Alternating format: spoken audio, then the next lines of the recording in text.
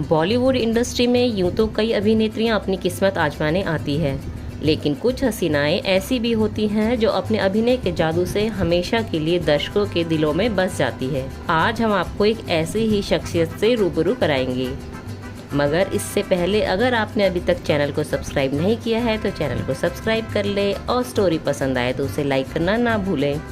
हम बात कर रहे हैं हिंदी सिनेमा की दिग्गज अभिनेत्री साधना शिवदासानी की।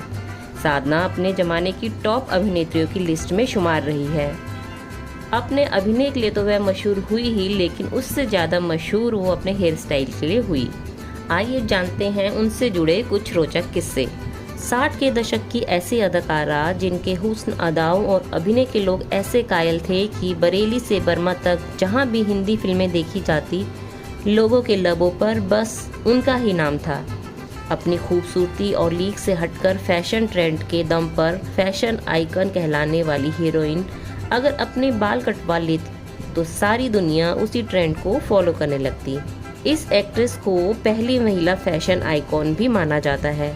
क्या आप जानते हैं इस एक्ट्रेस और उसकी चचेरी बहन के बीच एक गलतफहमी हुई और उस वजह से बॉलीवुड की पहली कैट फाइट जिसको जानकर इंडस्ट्री भी सन्न रह गई। अपने समय की सबसे महंगी इस हीरोइन को बाद के दिनों में किराए के घर पर रहना पड़ा और आर्थिक तंगी भी झेलनी पड़ी। ये एक्ट्रेस कोई और नहीं, साधना है, जिसको देख उस दौर के लोग आज भी उनकी अदाकारी को याद कर उठते हैं। फिल्मी सितारों की चकाचौंध भरी जिंदगी सभी को पसंद आती है। बाहरी लोग इनकी चमक दमक को देखकर बेहद खुश हो जाते हैं, लेकिन जब इन सितारों की अंदर की कहानियां लोगों के सामने आती है तो वो झकझोरने वाली होती हैं। 60 के दशक की टॉप एक्ट्रेसेस में से एक साधना भी थी, जिन्होंने अपने दौर की फिल्मों को नया आयाम दिया, लेकिन बाद में दुखद अंत की हिस्सेदारी बनी।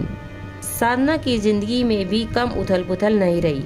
चचेरी बहन बबीता से अनबन हो या परिवार के खिलाफ जाकर अपने से बड़े उम्र के डायरेक्टर के साथ शादी करने का फैसला हो। 2 सितंबर 1941 में कराची में साधना एक सिंधी परिवार में जन्मी थी। भारत परिवार के बंटवारे के समय साधना की मां लाली देवी और पिता सेवाराम मुंबई आकर बस गए। मुंबई आने का एक बड़ा कारण यह भी बताया गया कि साधना के पिता सेवाराम के छोटे भाई हरीश शिवदासानी पहले से मुंबई में रहते थे और फिल्मों में काम करते थे।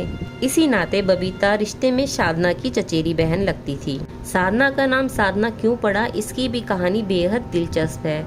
दरअसल साधना के पिता सेवाराम 40 के दशक की पॉपुलर हीरोइन साधना बोस के फैन थे, इसलिए उन्होंने अपनी बेटी का नाम रखा साधना। स्कूलिंग करने के बाद साधना आगे की पढ़ाई के लिए जय हिंद कॉलेज गई, लेकिन घर की आर्थिक स्थिति ठीक न होने के कारण साधना को भी काम करना पड़ा। आर्ट और एक्टिंग में बचपन से ही रुचि होने के कारण वह कॉलेज में भी नाटकों में हिस्सा लेने लगी। साधना एक बार अपने ग्रुप के साथ डांस सीख रही थी, तभी उन्हें पता चला कि राज कपूर को अपनी फिल्म के लिए एक ग्रुप डांस के लिए कुछ स्टूडेंट्स की ज़रूरत है जो फिल्म के ग्रुप डांस में काम कर सके। इसके लिए हो रहे डांस टेस्ट में साधना को भी चुन लिया गया। फिल्म श्री 420 का गाना रमैया वत्सवमैया के लिए साधना ने भी शूटिंग की और डांस डायरेक्टर जैसा कहता वह वैसा करती। फिल्म की शूटिंग पूरी हुई और बड़े पर्दे पर रिलीज भी हो गई। साधना देखना चाहती थी कि वह पर्दे पर कैसी नजर आती है। फिल्म देखने के लिए दोस्तों के साथ पहुंची, लेकिन तब देखकर धक्का लगा जब उन्होंने गाने में खुद को पाया ही नहीं।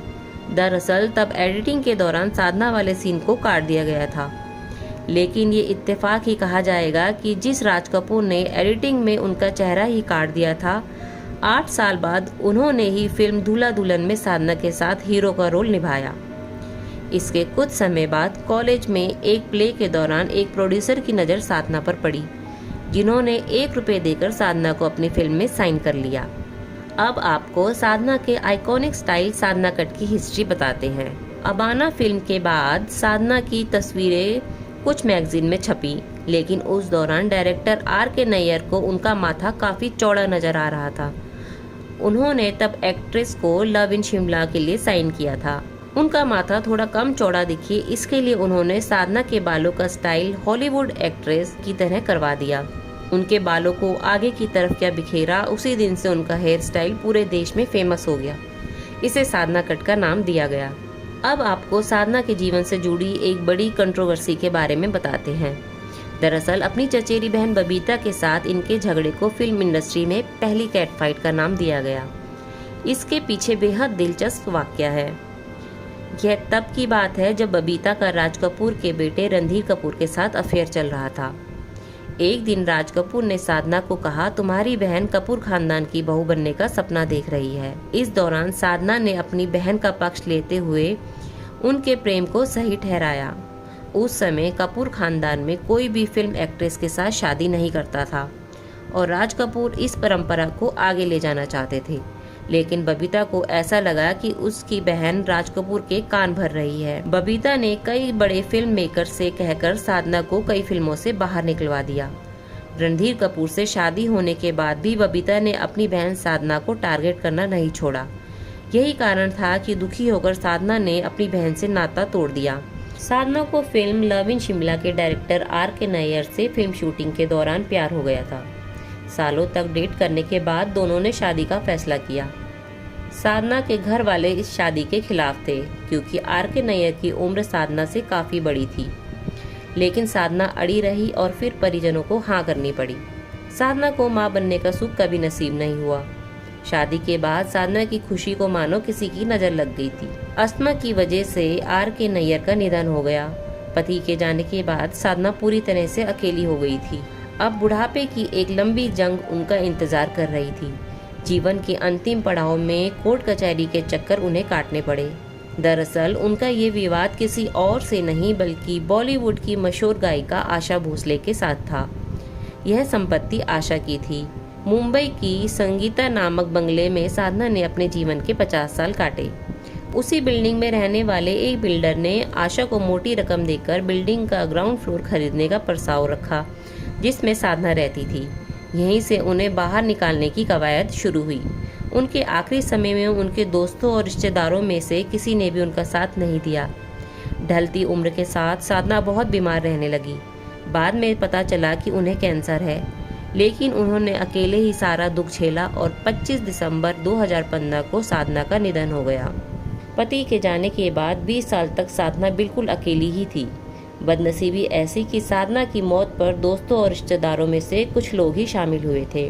साधना ने फिल्मी करियर में करीब 30 फिल्मों में काम किया था, पर उन्हें कोई भी अवार्ड नहीं मिला था। फिल्मी करियर छोड़ने के 8 साल बाद साधना को आईफा ने 2002 में लाइफ टाइम अचीवमेंट अवार्ड से सम्मानित किया था। किसी ने ये बात सच ही कही है कि बॉलीवुड इंडस्ट्री में हमेशा चढ़ते सूरज को सलाम किया जाता है। कभी इंडस्ट्री पे राज करने वाली साधना के अंतिम संस्कार में बॉलीवुड के चंद लोग ही शामिल हुए और उन्हें अचानक भुला दिया गया था।